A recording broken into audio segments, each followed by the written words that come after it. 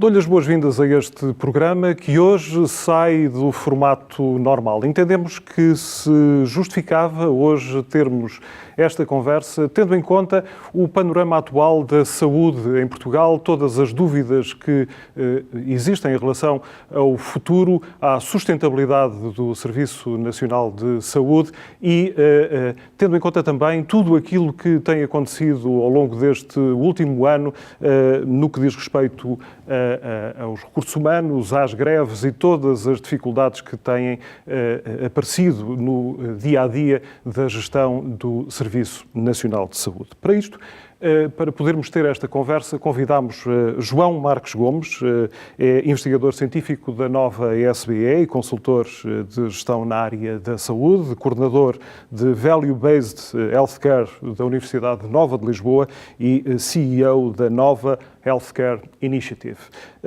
Cumprimento. Bem-vindo a este programa. Vamos então falar de Value-Based Healthcare. Eu vou introduzir aqui ao longo da nossa conversa muitos temas que estão na ordem do dia, mas o traço que nos vai acompanhar ao longo deste programa vai ser exatamente falar deste seu projeto, que é também projeto do professor Porter. Já vamos falar dele. Do que é que estamos a falar quando introduzimos o tema Value-Based Healthcare? Ora bem, Value-Based Healthcare, em inglês, se nós traduzirmos isto para português, é cuidados de saúde com base em valor. Quando nós pensamos em valor, valor pode significar muita coisa. E talvez o telespectador lá em casa pense, bom, vem aqui um homem da gestão e, portanto, vai falar de valor, vem de certeza falar de custos. Ora, eu hoje praticamente não vou falar de custos. Vou falar é de resultados de saúde. E aqui, quando nós pensamos em valor, é sobretudo isto. É quanto é que uma determinada prática clínica acrescenta à saúde do utente ou à saúde do cidadão. Okay? Porque quando qualquer um de nós, cidadãos, entra no Starbucks, passa publicidade, ou na padaria portuguesa, e pede um chocolate quente, agora que estamos numa zona do ano, numa altura do ano em que está mais frio, bom, nós sabemos que o chocolate quente do Starbucks e o chocolate quente da padaria portuguesa serão mais ou menos equivalentes. E quando entramos para dentro de um hospital, este tipo de equivalências que nós encontramos com o chocolate quente da Starbucks e o chocolate quente da padaria portuguesa, também achamos implicitamente que este tipo de equivalência também existe entre hospitais. Ou seja, que fazer uma cirurgia ou ter uma consulta num hospital A ou num hospital B será mais ou menos equivalente. Ou seja, estamos aqui implicitamente a admitir que os resultados de saúde são equivalentes. Ora, a verdade é que não são. A verdade é que não são e a verdade é que a diferença pode ser muito significativa. Se olharmos para os países que já têm dados e que já vão seguindo os doentes ao longo do tempo, nós vemos, por exemplo, em países como a Alemanha ou como a Suécia, olha, que na Alemanha que a taxa de reoperação depois de uma cirurgia ANCA no melhor hospital é 18 vezes inferior à taxa de reoperação depois de uma cirurgia ANCA do pior hospital. Na Suécia, a variação das complicações capsulares depois de uma cirurgia às cataratas é de 36 vezes. Isto significa que há pelo menos um hospital que tem resultados 36 vezes melhores do que o pior hospital, ou dito de outra maneira, há pelo menos um hospital que tem resultados 36 vezes piores do que o melhor hospital. Bom, se me permite então, vamos aqui por partes, porque naturalmente estamos a trabalhar para espectadores que são profissionais de saúde, mas também temos espectadores que não são profissionais de saúde e que não terão uma facilidade tão grande de entender aquilo que vai ser dito aqui. Vamos começar então pelo princípio. A ideia que as pessoas têm de que os serviços custam muito dinheiro nos nossos hospitais, no nosso Serviço Nacional de Saúde, e que o dinheiro desaparece, que há uma suborçamentação permanente e que é necessário sempre que os governos estejam a injetar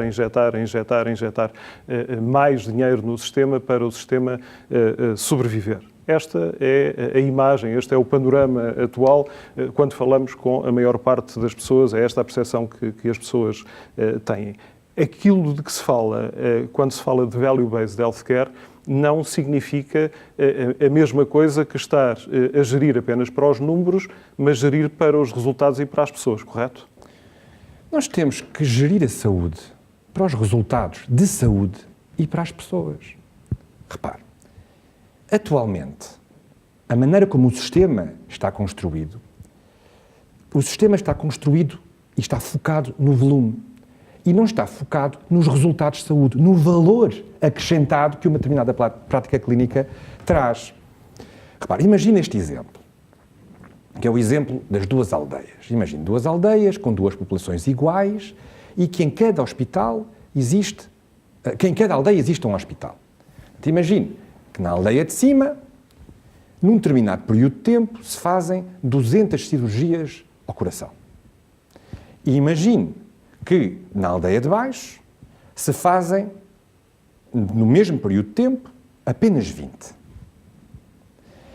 No momento atual, nós olhamos para o hospital que faz 200 cirurgias e dizemos que este hospital é 10 vezes mais produtivo do que o outro hospital. Essa é uma análise cega. Esta é a análise atual. E até ouvimos muitas vezes os dirigentes políticos dizerem, hospital da aldeia de baixo, não é? Ponham os olhos no hospital da aldeia de cima e aprendam com eles. Agora, o problema é o seguinte, imagine que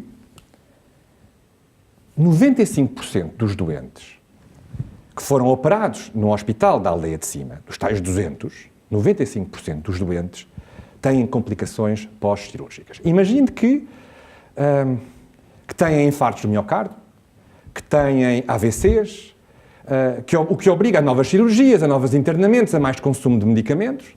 E, portanto, já para não falar do mal-estar do próprio doente, do doente e das suas famílias. Olhe, imagine os custos que estão aqui associados a isto. E imagine que num hospital da aldeia de baixo, daquelas 20 cirurgias, que os doentes saem ótimos, saem com um nível de saúde se calhar que nem nunca tiveram antes de estar doentes e chegarem até ao bloco operatório.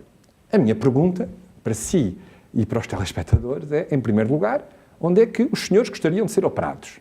No hospital da aldeia de cima ou no hospital da aldeia de baixo? Ou, de outra maneira ainda, onde é que, se tivessem que escolher, onde é que colocariam o pai, a mãe, o marido, a mulher, o filho, a filha, para ser operados? A resposta é simples. Se calhar no hospital da aldeia de baixo. Bom, porque repare, este é o problema de estarmos focados no volume e não no valor. E é o problema de nós termos esta variação dos resultados de saúde. Porque termos variação dos resultados de saúde significa que o nosso dinheiro está a financiar tratamento ou tratamentos que poderiam ser melhores do que aquilo que são na realidade. Ou seja, ter variação dos resultados de saúde significa que nós, atualmente, o nosso dinheiro dos contribuintes, está a financiar maus tratamentos. E isto tem implicações para o doente e para as suas famílias. O doente fica doente mais tempo ou que vê a sua doença evoluir para um estadio mais grave desnecessariamente. E tem implicações para o sistema. Porque o interesse do sistema é tratar tão bem quanto possível e o mais rapidamente possível. Porque a questão da saúde é muito simples e para as pessoas lá em casa perceberem, é exatamente aquilo que nós defendemos para os incêndios e para a gestão das florestas, é exatamente aquilo que nós temos de defender para a saúde. Era isso que eu lhe ia perguntar. Aquilo que está a dizer, e hoje estamos a falar naturalmente de saúde, mas é extrapolável praticamente para todas as áreas da gestão, correto? É extrapolável para qualquer área da gestão. E o que é extraordinário é que na saúde não se tenha chegado aqui ainda. Porque, repare... Mas também ouvimos, João Marcos Gomes, hoje, muitas queixas, elas são transversais a todas as áreas, de que já trabalhámos melhor em muitas áreas produzindo qualidade e hoje, ao escolhermos o volume em detrimento da qualidade, que estamos a destruir aquilo que já conseguimos fazer bem no passado. Isto na saúde também é válido? Já se trabalhou melhor nesta área e estamos a trabalhar pior? Deixa-me voltar ao exemplo dos incêndios e da gestão da floresta. O que nós queremos todos, não é que não haja incêndios. E, portanto, ouvimos toda a gente dizer, nós temos que ter uma gestão de floresta de tal maneira para nós não termos incêndios. Ou para termos tão poucos incêndios quanto possível. Mas, se houver um incêndio, o que é que nós queremos que aconteça? Nós queremos que ele seja tão circunscrito quanto possível, que seja apagado tão rapidamente quanto possível. Claro. Bom, e na saúde deve ser exatamente a mesma coisa. Ou seja, a melhor maneira de não haver custos para a saúde, seja custos financeiros, seja custos de doença, não é? De doença para o próprio doente, a melhor maneira de não haver custos é não haver doentes. E, portanto, nós devemos estar a trabalhar para não termos doentes, para não termos incêndios, para não termos doentes. Se tivermos doentes, porque teremos sempre doentes, até, enfim, logo à partida teremos sempre doentes crónicos, nós devemos procurar tratá-los tão bem quanto possível para que eles não voltem lá desnecessariamente. Okay? Portanto, esta é a ideia do Value-Based Healthcare. E quando nós olhamos para a atividade e as iniciativas que temos, designadamente na área da prevenção da doença e da promoção da saúde, nós vemos que gastamos entre 1% a 2% das despesas da saúde. Portanto, embora toda a gente diga é preciso prevenir e promover a saúde, nós só gastamos entre 1% e 2% das despesas em saúde, em prevenção e promoção da saúde. Portanto, nós não estamos a fazer o trabalho que deveríamos estar a fazer logo à partida, que é promover a saúde e prevenir a doença. Bom, deixe-me introduzir aqui um dado, é provocatório, naturalmente. O sistema como ele existe hoje é mais permeável, naturalmente, à corrupção do que um sistema como aquele que nos apresenta, em que tudo é medido, em que estamos permanentemente a medir eficácia, a medir a relação custo-eficácia. Olha, aquilo que eu estou aqui a defender e aquilo que nós defendemos no Value-Based Healthcare, muitas vezes as pessoas dizem é qualidade. É qualidade, sim, mas também é eficiência, ou seja, é também combate ao desperdício e é também boa gestão. Porque, repare, neste momento nós ouvimos muitas vezes dizer temos que incentivar as boas práticas. E a minha pergunta é, quais são as boas práticas? Como é que sabe o que é que são as boas práticas se não está a medir o que está a acontecer? Okay? E, portanto, quando nós pensamos em cuidados de saúde baseados em valor, nós estamos a pensar em toda a gente. Nós estamos a pensar no doente, porque o doente passa a saber quais são os prestadores que têm melhores resultados e aqueles que têm piores resultados.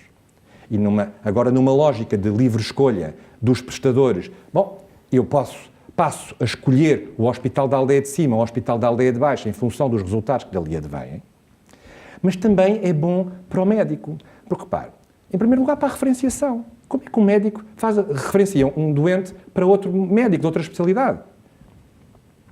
Bom, com aproximações, como nós também escolhemos um médico, pensamos, bom, ele fez um doutoramento naquela escola, deve ser bom, no meu tempo de faculdade ele tinha notas especiais e, portanto, deve continuar ótimo, ele publica não sei quantos artigos científicos, bom, mas na realidade nós não sabemos quais são esses resultados. Por outro lado, ter acesso a esses resultados também permite ao médico, que tem essa preocupação necessariamente, quer dizer, o meu colega do lado tem resultados melhores do que eu. O que é que ele está a fazer diferente para chegar àqueles resultados? Não é? E depois, para os gestores, seja das organizações de saúde, dos hospitais, das unidades de cuidados primários, seja para o financiador, seja um seguro privado ou o SNS, não é? O Ministério da Saúde. Porque passam a poder induzir o bom comportamento, uma vez que já passam a saber o que é um bom comportamento. Até agora não sabem. Até agora dizem, façam muitas cirurgias, mas não saber o que é que dali resulta. Portanto, aquela percepção que as pessoas têm, e que eu diria que é exata, que isto parece um buraco sem fundo. Não é? Estamos a meter dinheiro. Ou, por outro lado, seria necessário também mais dinheiro, mas, enfim, o dinheiro que nós estamos a meter não está a ser utilizado tão bem quanto poderia ser. Aproveito a sua deixa para introduzir aqui uma notícia do Observador, bastante recente. Os hospitais encerraram o ano 2017 com o pior resultado económico de sempre, esta atribuição é de Alexandre Lourenço, do presidente da Associação de Administradores Hospitalares. De acordo com o Jornal de Negócios, que analisou dados do Ministério da Saúde, a evolução entre 2014 e 2017 dos indicadores económicos de 43 dos 45 hospitais do Serviço Nacional de Saúde aponta para um agravamento de quase 200% dos resultados operacionais negativos, para cerca de 460 milhões de euros, enquanto que os prejuízos quintuplicaram e chegam agora aos 440 milhões de euros. Já o EBITDA passou de 29 milhões de euros positivos para 296,6 milhões negativos. Este é um panorama pouco agradável e, obviamente, que ao escolhermos esta conversa para a termos neste programa hoje, tem naturalmente tudo a ver com o panorama que estamos a viver.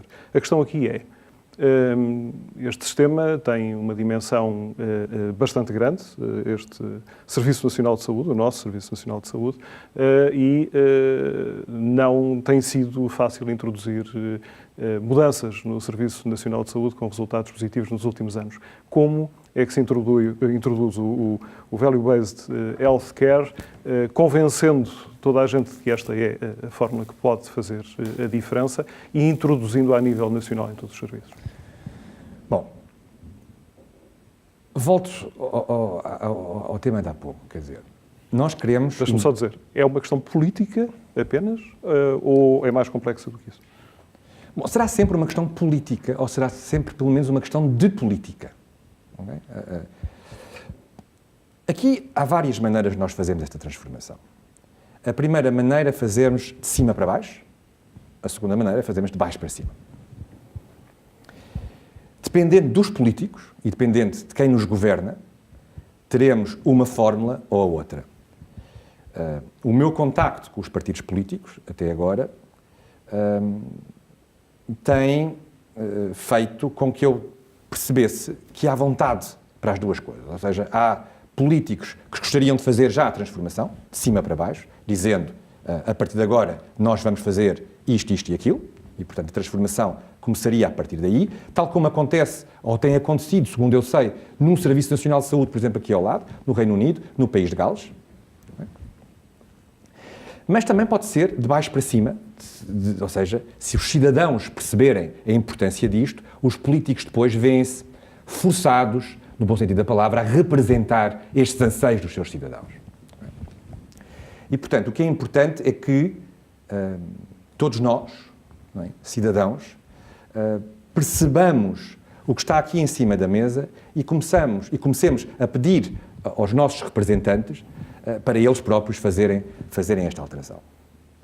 Eu estou convencido que, em Portugal, estamos todos de acordo sobre isto, curiosamente. Nós, Universidade Nova de Lisboa, há um ano, organizámos uma conferência a que chamámos a conferência ICHOM em Portugal. ICHOM, I-C-H-O-M, é o acrónimo de International Consortium for Health Outcomes Measurement. Portanto, um consórcio internacional para a medição dos resultados de saúde.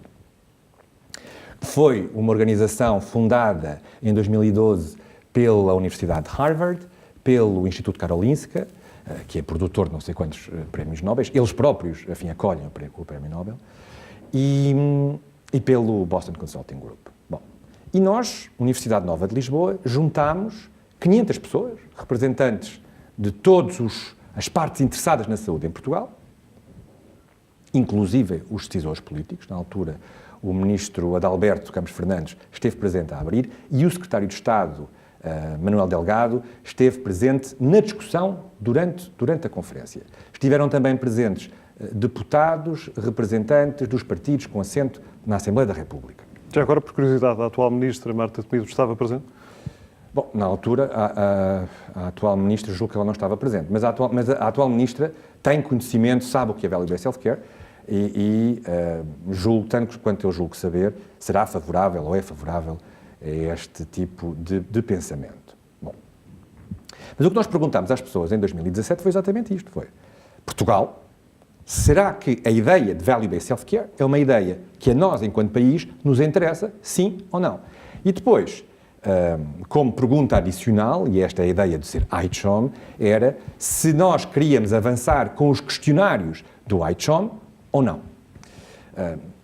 E a pergunta foi sim, a resposta foi sim à primeira pergunta, o Value-Based Healthcare interessa-nos, e foi sim à segunda pergunta, queremos avançar com os indicadores do ICHOM. E porquê que queremos avançar com os indicadores do ICHOM? Bom, simplesmente porque a OCDE adotou estes indicadores para efeitos de comparação internacional. Ora, como é importante nós medirmos laranjas com laranjas e não laranjas com maçãs, é importante sabermos o que é que está a acontecer em Lisboa, no Porto, na Covilhã, em Castelo Branco ou em Faro, mas também comparar isto com o que acontece em Paris, em Londres, em Nova Iorque ou em Berlim. E, portanto, temos que estar todos a medir a mesma coisa. Se nós não estivermos a medir a mesma coisa, os resultados não são comparáveis. Métricas iguais. As métricas têm que ser iguais.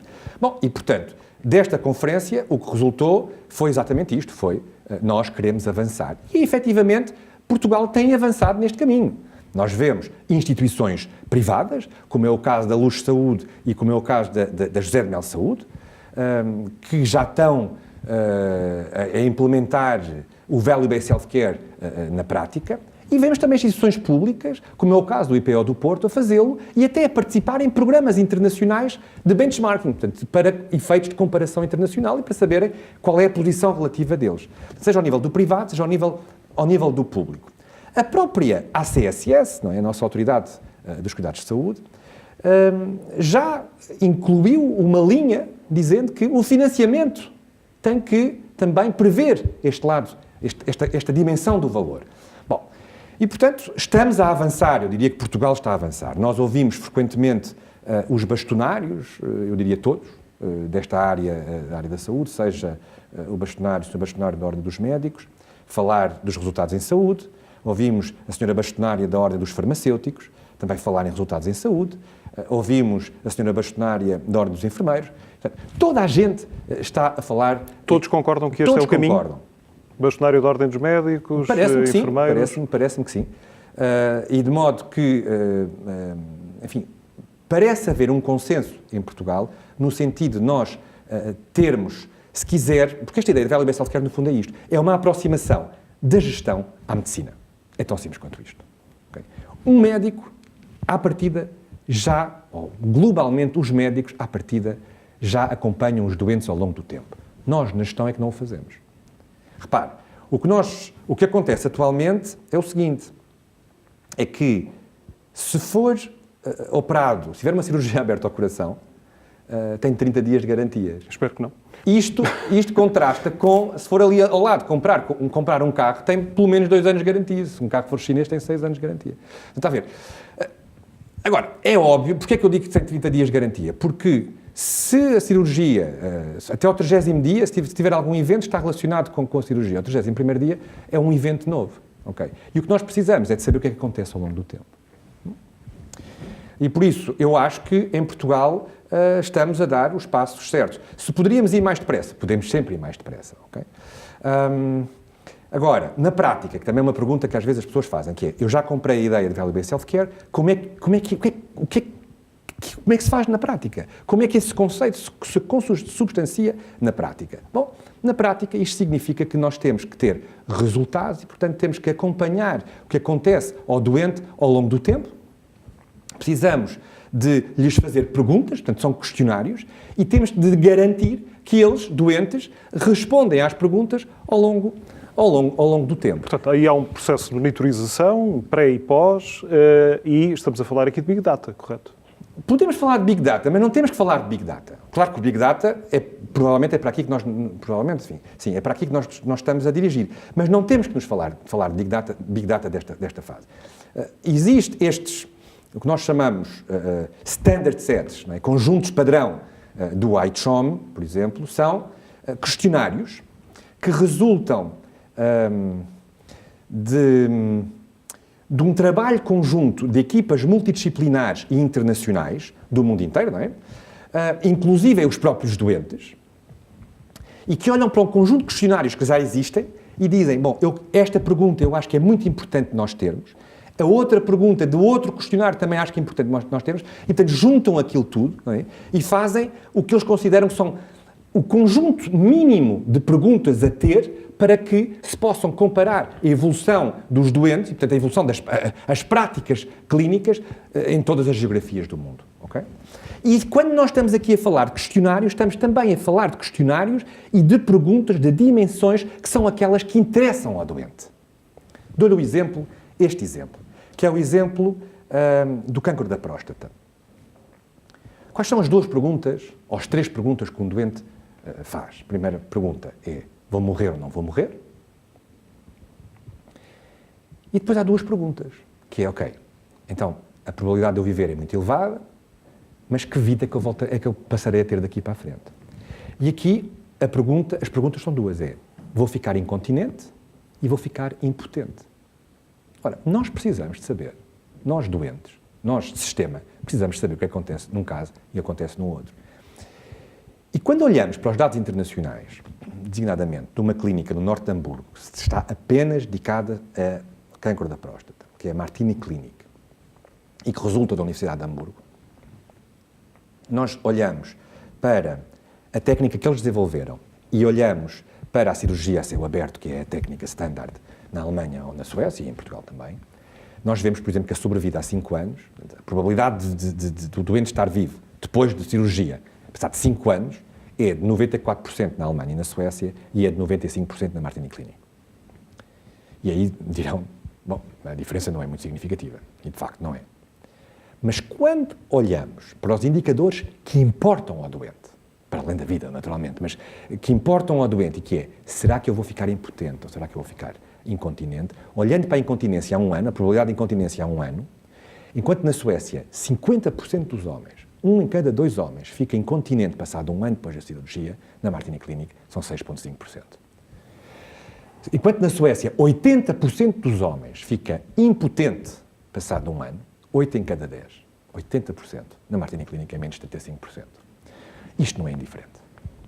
Portanto, estes resultados mostram que as práticas clínicas num hospital e nos outros não são indiferentes. Não é? E, portanto, nós, na prática, isto significa apenas isto, é saber o que é que está a acontecer aos doentes ao longo do tempo, e designadamente com os standard sets do ICHOM, que eu acho que é o que faz sentido, uma vez que a OCDE já pegou nestes indicadores, mas também noutros que existam, se entenderem não pegar no ICHOM. Mas a mensagem fundamental é, comecem a medir. Nós precisamos de saber o que é que está a acontecer. E nós, neste momento, estamos completamente no escuro. Há uma falta de transparência total sobre aquilo que acontece nos cuidados de saúde em Portugal. Estive a ouvi-lo atentamente. Mas há aqui uma questão, quando se fala de um Serviço Nacional de Saúde e do acesso ao Serviço Nacional de Saúde, dirão aqueles que nos estão a ouvir neste momento, mas então como é que eu posso, sabendo que existe alguém dentro do sistema que é muito melhor do que outro noutro hospital, como é que eu posso escolher aquele que me garante um melhor tratamento, ou vou ser obrigado a ser tratado por aquele que está no meu hospital e que o Serviço Nacional de Saúde me disponibiliza? Pergunta bem. Pergunta muito bem. A verdade é que, pelo menos em teoria, eu acho que na prática também, mas enfim, pelo menos em teoria, é possível hoje nós temos liberdade de escolha no prestador. Podemos ir para um lado ou para o outro. A pergunta é como é que eu escolho. É mesmo em teoria, porque depois temos cirurgias em atraso, temos todas as dificuldades que também já podemos ir a isto, que este é um ponto importante das cirurgias em atraso.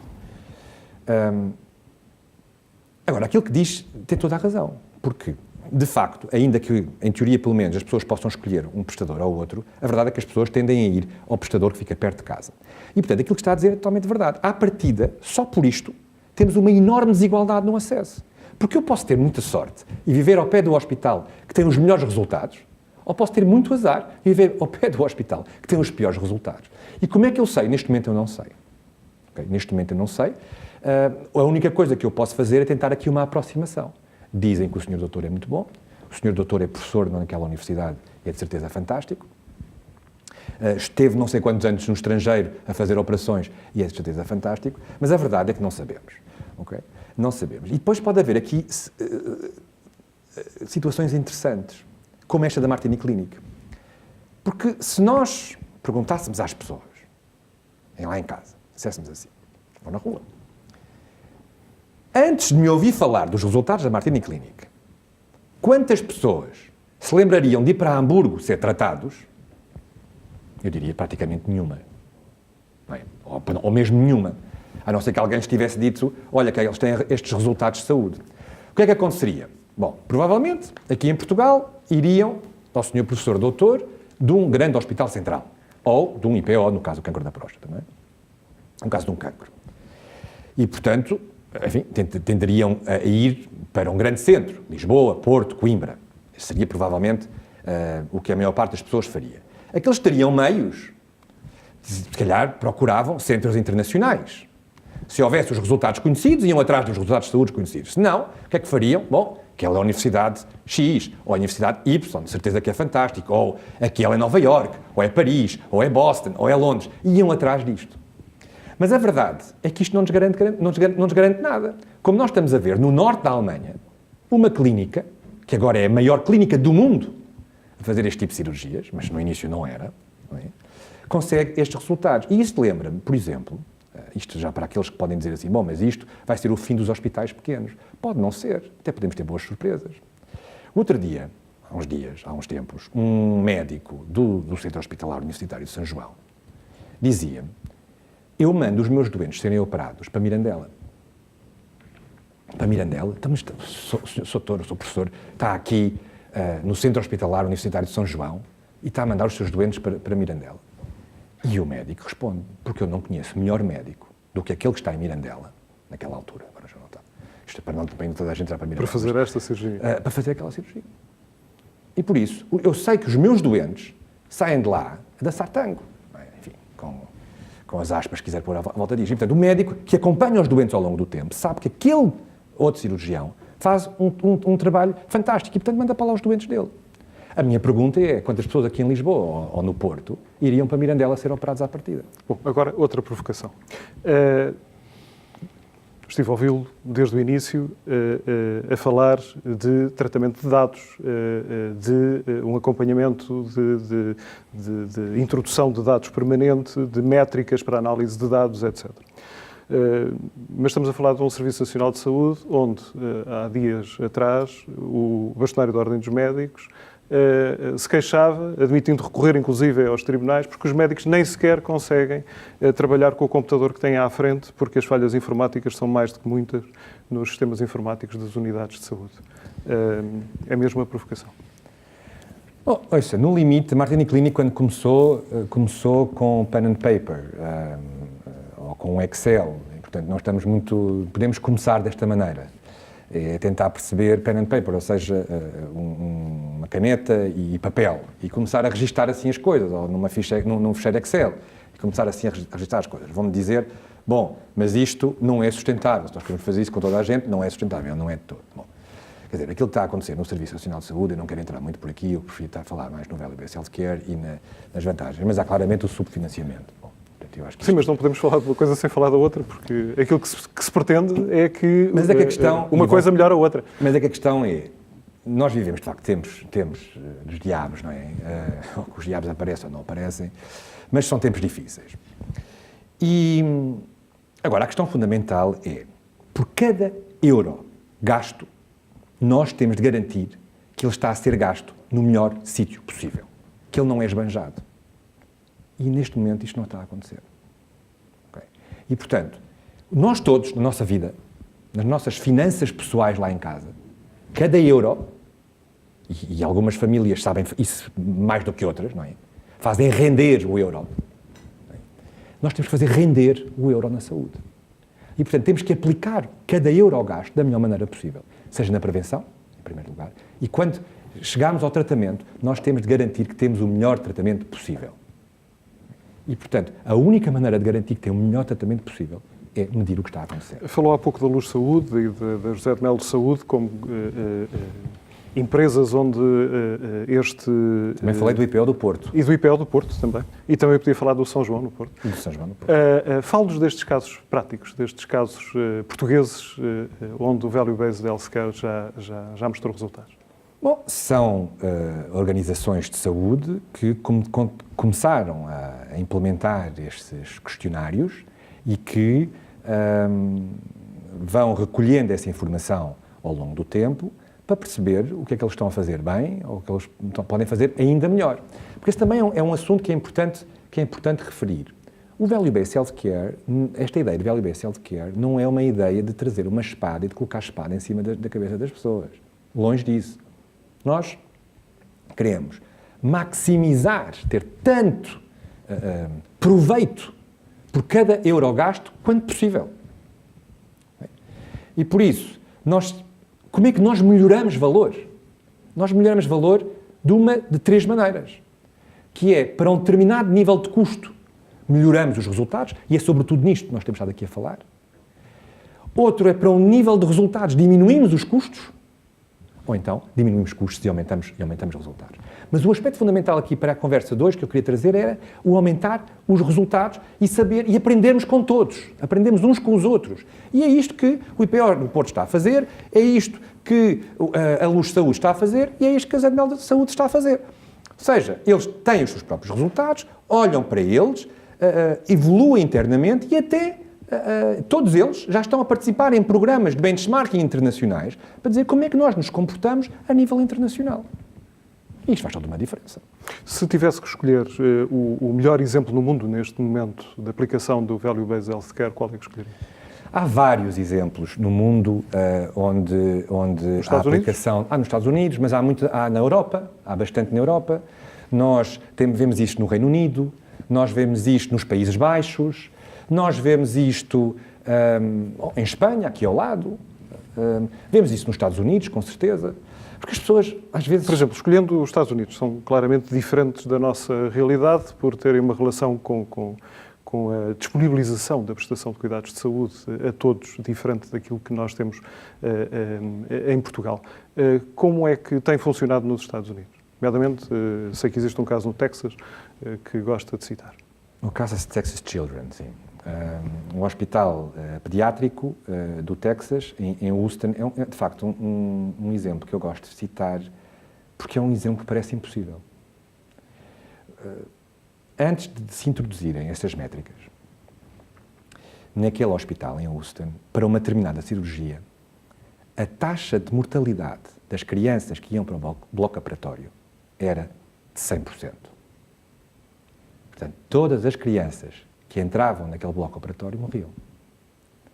E isto é uma coisa que...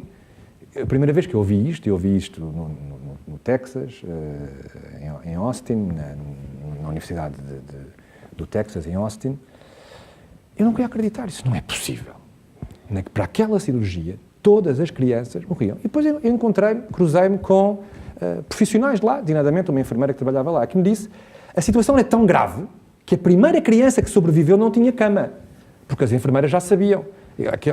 Aquela criança vai para aquela cirurgia, morre de certeza, não vale a pena ter cama. Bom. E, portanto, como se vê, a medição dos resultados é fundamental para percebermos o que é que está a acontecer. Há uma citação de um médico da Mayo Clinic, lá nos Estados Unidos também, que diz uma coisa extraordinária, que é: todos nós 5 somos extraordinários. Todos nós 5 somos grandes médicos, com grande reputação, mas todos nós 5 abordamos o mesmo problema de maneira diferente. Isto significa que pelo menos 4 de nós estão enganados. Okay?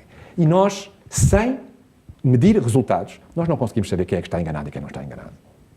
João Marcos Gomes, acho que vamos ficar por aqui, porque terminamos muito bem. Muito obrigado por ter estado no nosso programa, que hoje foi diferente daquilo que é habitual. Hoje não tivemos um debate, estivemos a falar sobre Value-Based Healthcare. E assim chegamos ao fim deste check-up, que se renova todas as semanas no canal S+. Até ao próximo programa.